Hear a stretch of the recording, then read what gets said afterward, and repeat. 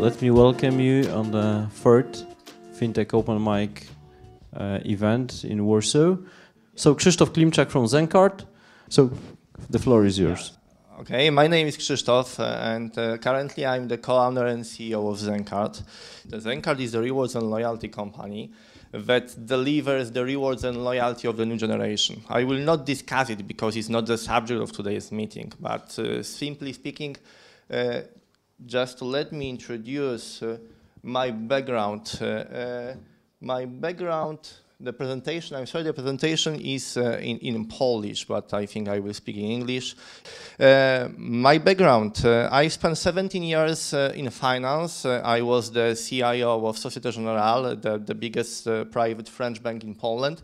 And then I was working 8 years at Toyota Bank, formerly as the CIO, and then 7 years as a board member responsible for all the operations and IT there. So these 7 years gave me quite a lot of practical knowledge about the IT and finance.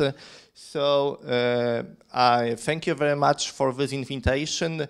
I will just give you a short presentation of few slides about the regulations I think are important in fintech, which means finance and new technologies. From the practice perspective. So definitively speaking, this will be not a full picture of this, but I'm sure we have a lot of famous and great legal people here. So if you have any questions, all of them could be answered.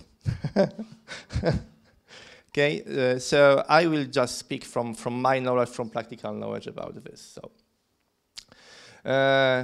this is a typical view of a startup, which means first we have an idea, then we simply verify, analyze whether the idea has any reason to survive. Then if we are satisfied with this verification, we create a business plan.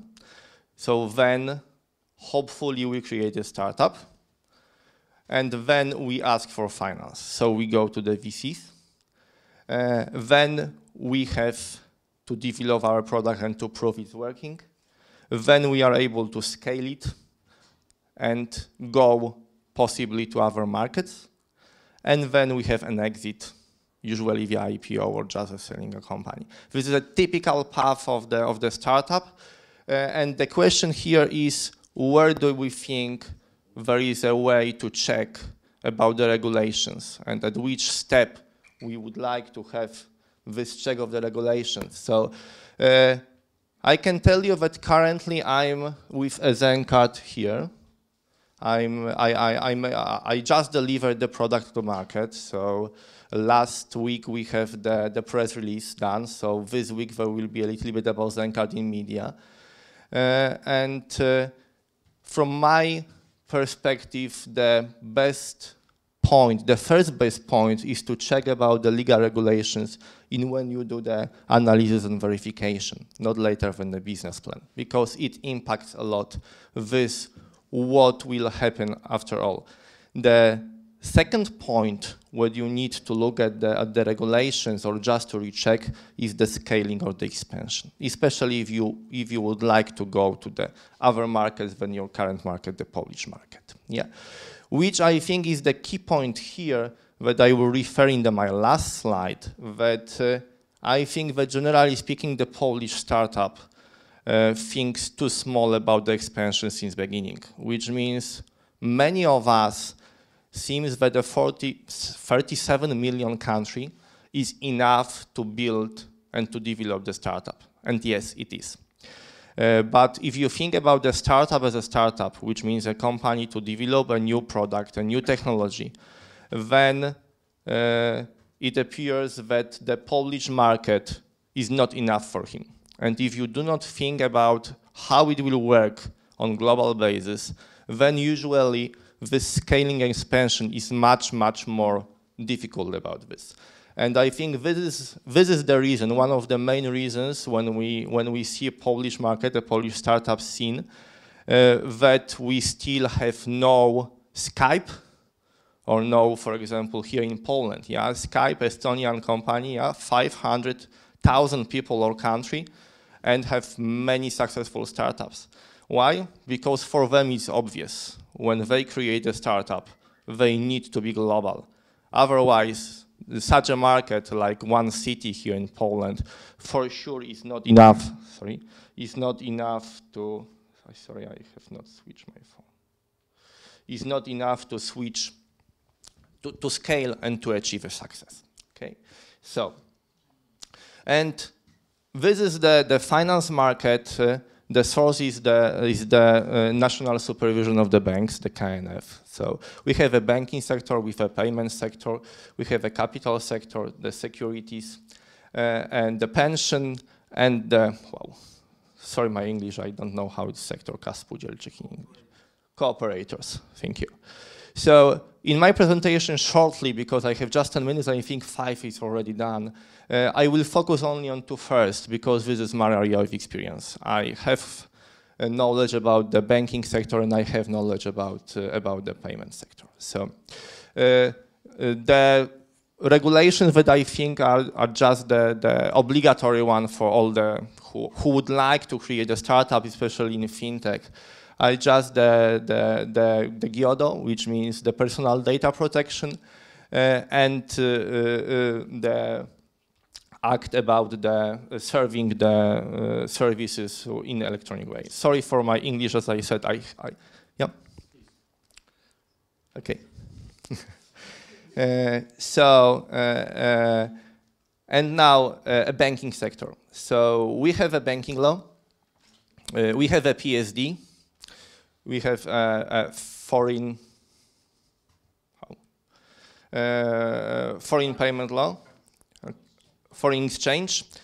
We have a consumer credits, and we have anti-money laundering law. So these are the primary regulations. I selected only those who are, according to me, important. You can find a few more that regulate the banking sector, because as you know, in Poland, generally speaking, the banking and finance are quite well regulated markets. So the banking law, from the practice perspective, only beginning of banking law is important for me as an entrepreneur. So which means what is the bank is just Article 5.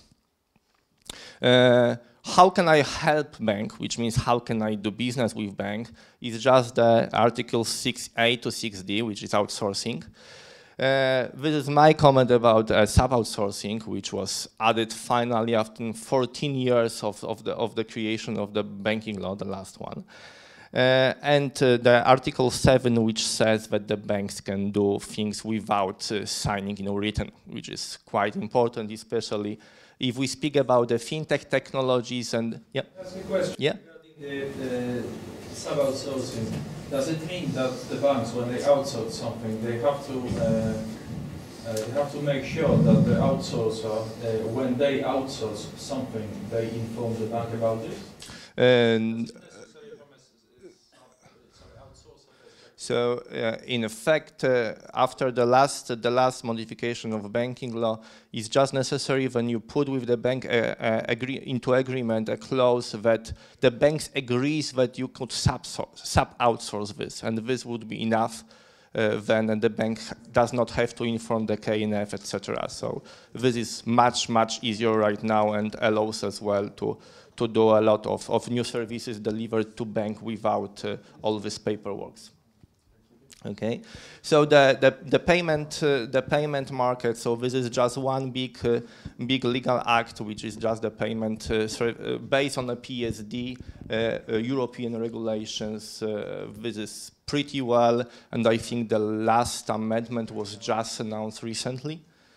And this is just the other part, which means the VC and the investments, because most of the startups would like to get their money for the idea, not necessarily from my own. So typical startup, as you know, is just to have enough money to create a prototype, then go to the VC with slides, possibly some prototype, say, hey, well, look, this is breaking. Yeah, so this is a product that will break the rules, so please give me money for this.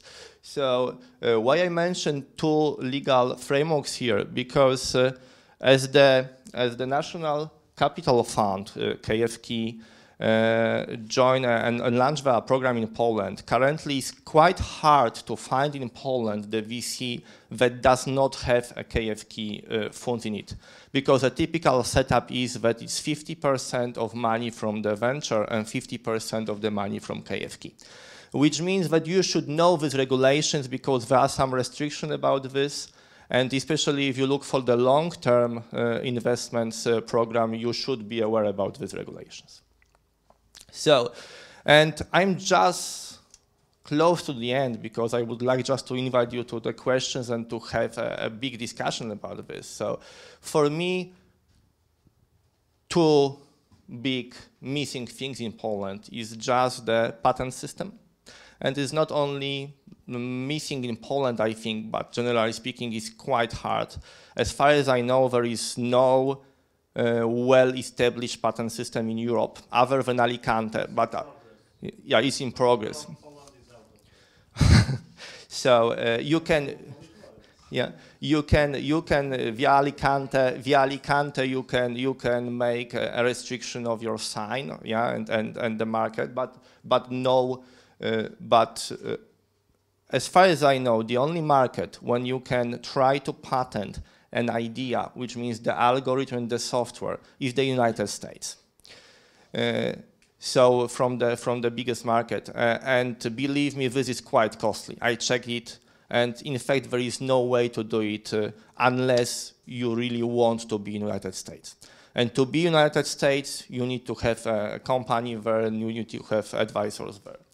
So, as we find right now, my discussion about the possible patents, when I talk about this with ZenCard, is that in Poland it's not possible to patent anything other than hardware. If you need to patent, you need to have a hardware.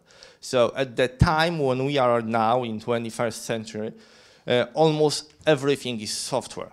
You have just a device, and all the functionality that it delivers is software. I would be not surprised if this pilot has a software inside. Yeah. So, and I think that this is quite a missing thing in the current legal environment. And the second point is the fiscalism. I just checked yesterday night, and we have a 42nd place, moderately free, in 2015 Index Economic Freedom. This is the worldwide index, and just for comparison, Estonia 8, Ireland 9, Germany 16, UK 13, United States 12. So we have quite a lot of things here, and this is really very important for us, because as you know, it's not easy to be an entrepreneur. It's enough to have a lot of challenges because of your ideas and because of the decisions you need to make, how the product should look like and how you should approach. And the last thing as an entrepreneur, especially a startup, when everybody looks at your product and says, wow, how lovely it is. Can we sign an agreement? Well, the last thing you need then is just the environment that is not helping you at all. So this is just my short presentation. If you have any questions right now or just after in a panel discussion, I'm ready to answer this. Thank you very much.